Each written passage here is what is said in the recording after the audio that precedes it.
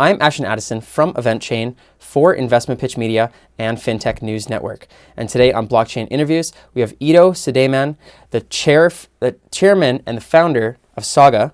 Thank you so much, Ido, for coming on the show. It's a pleasure to have you here today. Thank you so much for having me, Ashton. It's a pleasure. You're very welcome. I'm excited to dive deep into the Saga project so far. If you could kick it off by giving, what is the vision and the purpose of the Saga blockchain and the Saga cryptocurrency?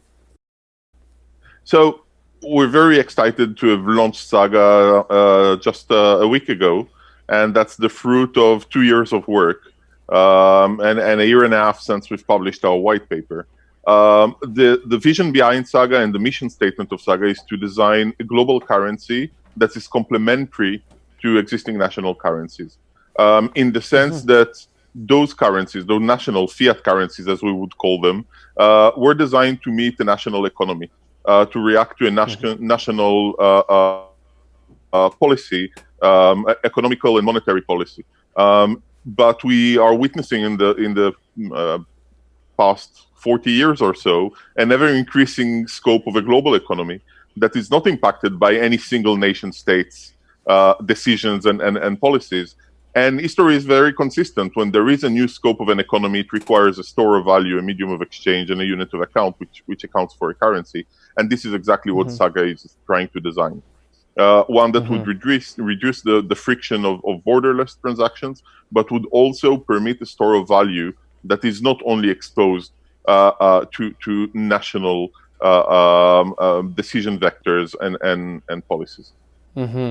Very interesting. And currently, the most popular cryptocurrency being Bitcoin, and most of these major coins are not backed by fiat currencies, yet people argue that they have those three principles of money.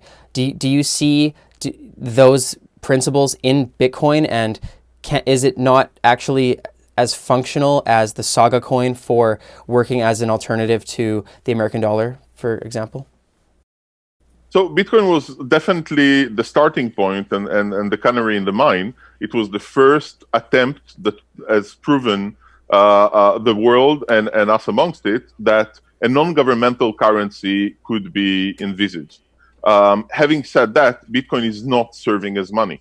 And this is not a self-proclaimed feature, right? The ones that would decide whether something is a currency or not are the people that are deciding to use it as such or not.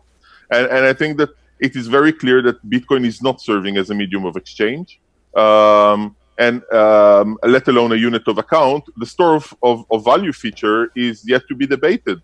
Bitcoin have seen a loss of several tens of percents of its value over the past week, and then regaining about 10% this morning.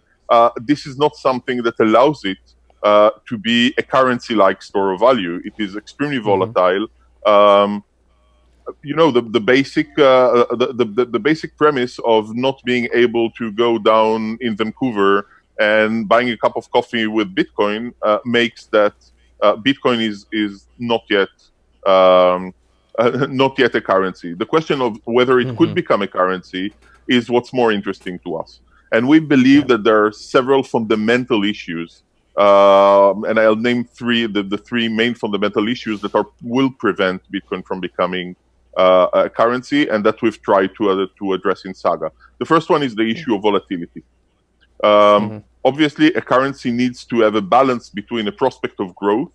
When you get a salary in a currency, you would like this salary to gain some value and at least not lose its value. But balancing this prospect of growth with stability, because my grocery merchant would like to receive a currency in which he can meet his obligations the next day, pay his employees, and buy more goods.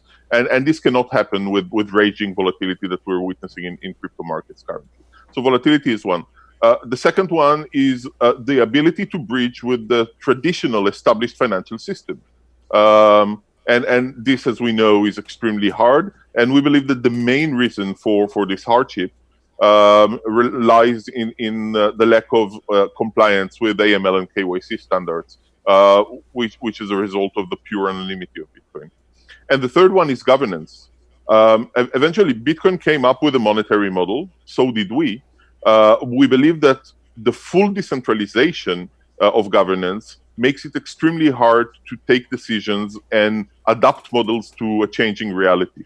And while reality always changes in a non-deterministic way, models that are deterministic and cannot change, we believe will trail other models. So this is exactly what we addressed in Saga. We built a monetary model that relies on a basket of currency. I guess we will get into that very quickly, and tames volatility on the way.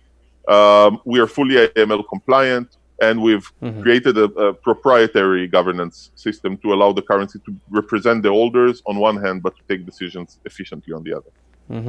That's very interesting, Ido. And from what I hear, it sounds like that, having Saga backed by a basket of goods, it's much more similar to what we've seen with Facebook's Libra coin. And now, if we could give a comparison, governance aside, more so on the backing, how are you guys different from Libra coin, and what do you believe is the proper basket of goods to back a stable cryptocurrency?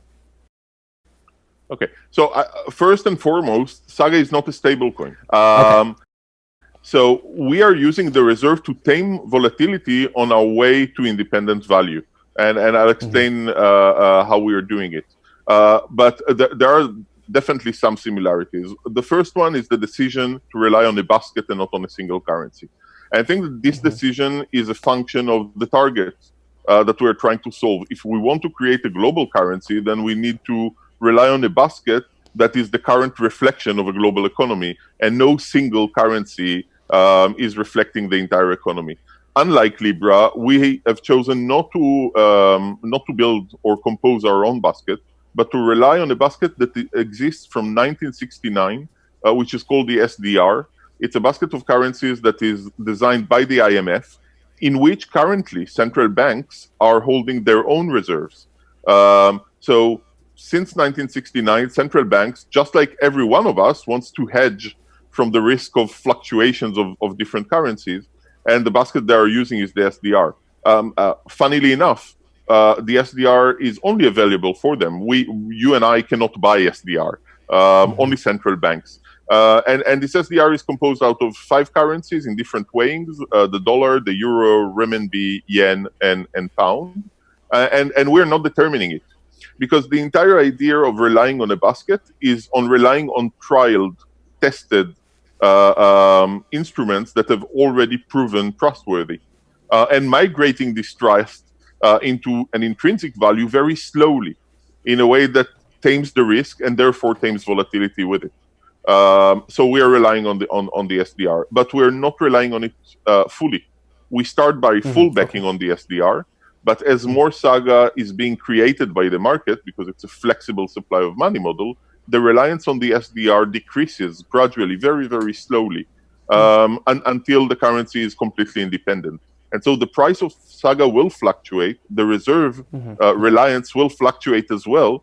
It would simply do it very, very slowly, so that we cannot see an increase in price of thousands of percents, even not of single percents overnight, or a decrease in price. The reserve is taming the fluctuations of prices. And I think that the Libra concept is different. It's a full peg to the basket.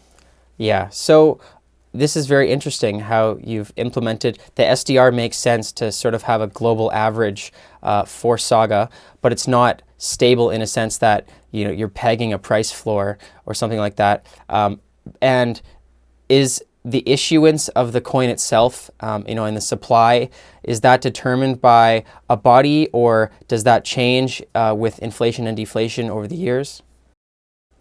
So it's a fully elastic supply of money, meaning that when someone buys Saga from the contract, it's an Ethereum ERC contract. When one buys Saga from the contract, Saga is being created, and the proceeds of buying are deposited in reserve. When someone sells Saga to the contract, because it's fully redeemable constantly, when one sells Saga to the contract, then Saga is being burnt by the contract, and funds are liquidated from the reserve. So the amount of Sagas in circulation are determined by the market. It's a fully self-regulating model of supply of money, which does not necessitate or does not allow any human discretion in carrying out the protocol. It is simply implemented on chain. That's great. And for having useful money, you also need people to accept that money on the other end of the transaction.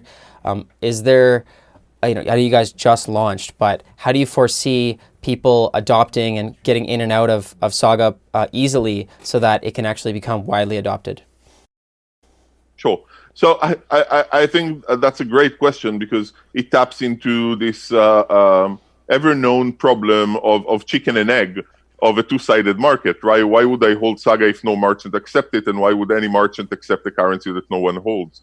And I think that very realistically, we are not expecting Saga to become a medium of exchange over the next at least 1 or 2 years. What we are hoping is for Saga to be trialed and adopted slowly as a store of value, and as a hedging store of value, right? If you're a British citizen and you're and you have some rights to be worrisome about what would happen to the value of the pound after Brexit, and whether it's going to have an impact on your next purchase on Amazon, then Saga could be a solution. It could be a solution for hedging your global exposure, which is relevant to each and every one of us. Once we're proving this monetary model worthy, then Saga could be envisaged as a medium of exchange. And again, unlike Libra, unlike many others, we believe in fragmentation. We don't believe that we need to be the payment network and the issuer of the currency and the custodian. We are very content with solving a very distinct issue, which is what is the proper monetary and governance model to issue a global non-governmental currency.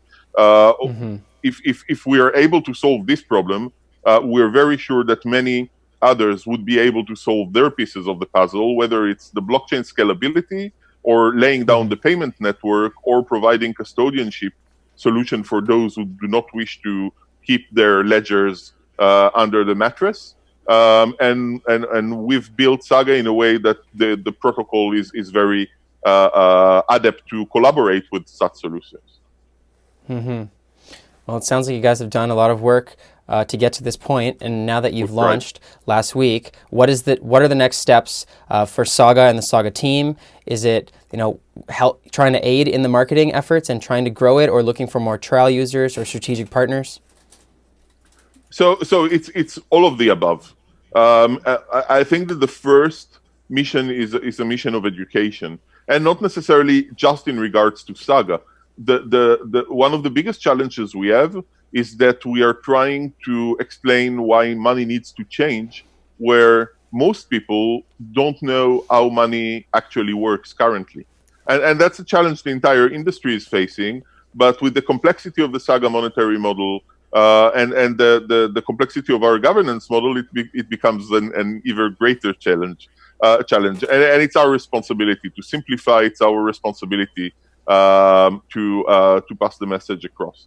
Other than that, as I've mentioned, I think that our main mission is to put Saga on trial, because we're all experimenting with money, right? We believe that Saga is a very responsible experiment, one that has a lot of downside protection because of the volatility taming of the reserve, but it's still an experiment. And so our mission is to engage more and more partners and more participants in this experiment, and to prove to ourselves and to the world that the monetary model is indeed doing what we intended to do. We've been advised in the creation of this model by central bankers, Professor Jacob Frankel is a part of our advisory board, Professor Myron Scholz. We believe that this model is extremely robust. It is extremely reliant on proven central banking instruments, but eventually the market would be the judge of that. And if those trial users or partners are looking to get more educated or just reach out and get involved, what's the best way for them to learn more information?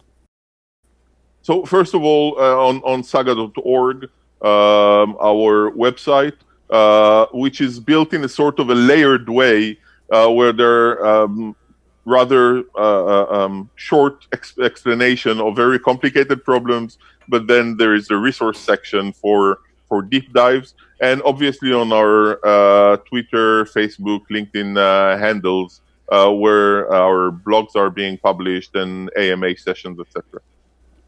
Great. Thank you, Ido. I'll leave those links in the description box below. That's all the time that we have for this interview, but thank you so much for coming on the show, and let's follow up in the near future. Would be very, very happy to. Thank you so much, Ashton, for having me. It was a pleasure.